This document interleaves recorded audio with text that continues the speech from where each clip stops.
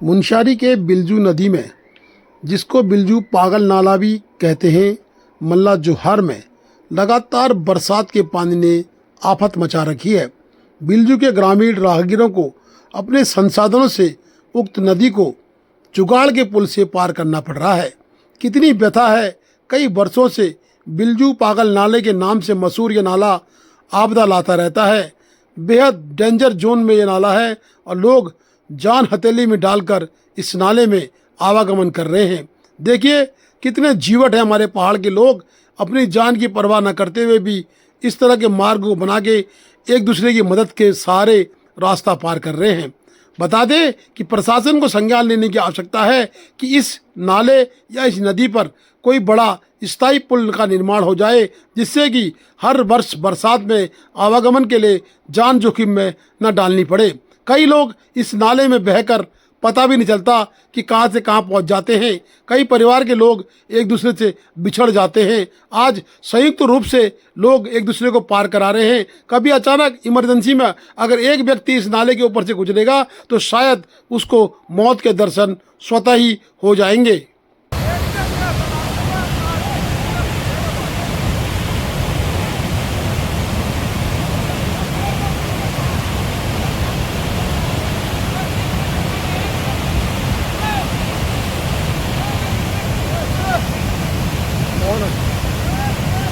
परे गए।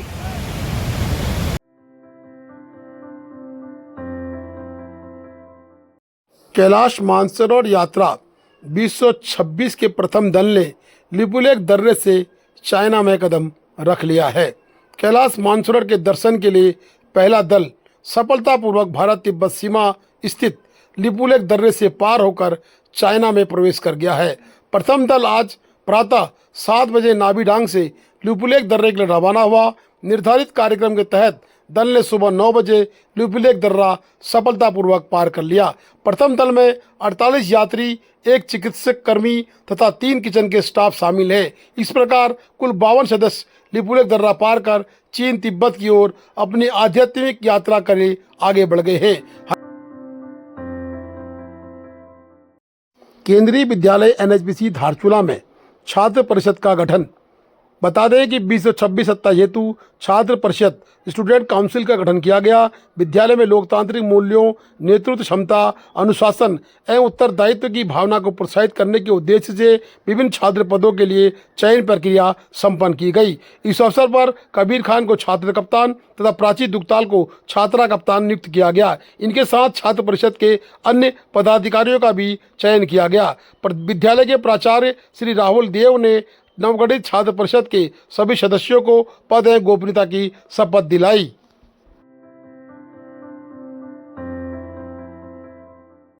धारचूला की सीवर लाइन में अपवाद।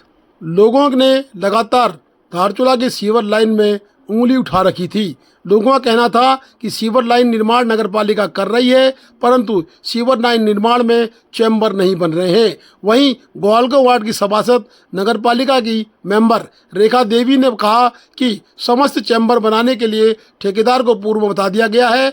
अभी सड़क में कार्य चल रहा है और कार्य अधूरा है, लिहाजा लोगों को शांति बनाए रखने की उन्होंने अपील की है। साथ ही उन्होंने निरीक्षण के दौरान कार्य की गुणवत्ता व मानक को भी जांचा है। वहीं अधिशासी अधिकारी सौरभ त्रिपाठी ने कहा कि पाइप की गुणवत्ता पूर्ण रूप से सही है। व्यापार संघ के अध्यक्ष भी वहां पहुंचे थे। चैम्बर का कार्य शुरू हो रहा है। ये कि पहले इसीलिए चैम्बर के लिए जगह नहीं छोड़ा गया है कि चलते हुए बच्चे, कई स्कूल की बच्चे जाते हैं, गाड़ियों का जाम लगता है, इसीलिए चैम्बर का जगह नहीं छोड़ा गया है। और जगह जगह 20 मीटर की दूरियों में चैम्बर बनाने का जगह देख लिया है, चयनित कर दिया गया है।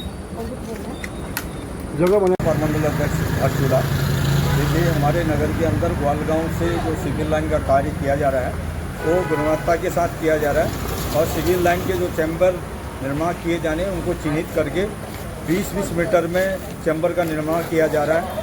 और इसमें जो है हमारे लोक निर्माण विभाग के सहायक अभियंता जी की भी जो है यहाँ निरीक्षण करके गए हैं हुए हैं और जेई साहब भी अपनी निगरानी रखे है। जिस प्रकार से एस्टिमेट के तहत जो है ये कार्य गुणवत्ता के साथ हो रहा है और ग्वालगांव की विकट समस्या को देखते हुए ये कार्य जो है रात दिन करके इसका निर्माण किया जा रहा है। ये अति आवश्यक होने के कारण इसका निर्माण कार्य किए गए हैं और इसमें किसी प्रकार का भी कोई भी जो है गलत कार्य नहीं हो रहा है। जिसमें भी जो भी कार्य जो है इसमें किया जाएगा वो गुणवत्ता के साथ हो रहा है और कहीं पर कोई दिक्कत आ रही है तो हमसे नगर पालिका से संपर्क करके हम देखिए ये यहीं पर देख लीजिए, ये नाले से चैम्बर लीक है और ये घर के बाहर से ये टट्टी बह रही है। आप देख लीजिए इसको, ये टट्टी बह रही है और ये जो है घर है, ये देख लीजिए पूरा जो है ये तो यहाँ का खरगोल बिल्डिंग का मामला है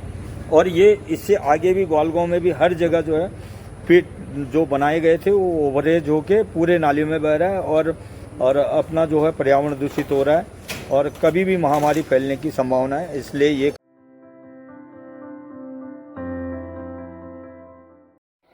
टीएटी से छूट और पुरानी पेंशन की मांग का ज्ञापन आज शिक्षकों ने शिक्षा मंत्री के नाम उपजिलाधिकारी धारचूला के मार्फत भेजा।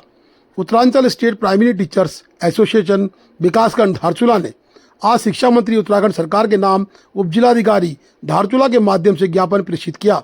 ज्ञापन में टीएटी की अनिवार्यता से पूर्व नियुक्त शिक्षकों को इससे मुक्त रखने, आरटीआई अधिनियम लागू होने से पहले जो टीचर नौकरी में लग चुके थे उनको भी इन प्रावधानों से बाहर रखने की मांग की गई है। साथ ही पुरानी पेंशन योजना ओपीएस बहाल करने की भी मांग उठी है। शिक्षक संगठन ने ज्ञापन में कहा कि उच्चतम न्यायालय के 1 नवंबर 2025 के निर्णय के अनुरूप वर्ष 2011 से पूर्व नियुक्त शिक्षकों को टीईटी की अनिवार्यता से मुक्त किया जाए। साथ ही आरटीआई अधिनियम लागू होने से पहले नियुक्त शिक्षकों को भी इसके प्रावधानों से छूट प्रदान की जाए। संगठन ने पुरानी पेंशन योजना को पुनः लागू करने की मांग की है। Please do like, share and subscribe DCL News.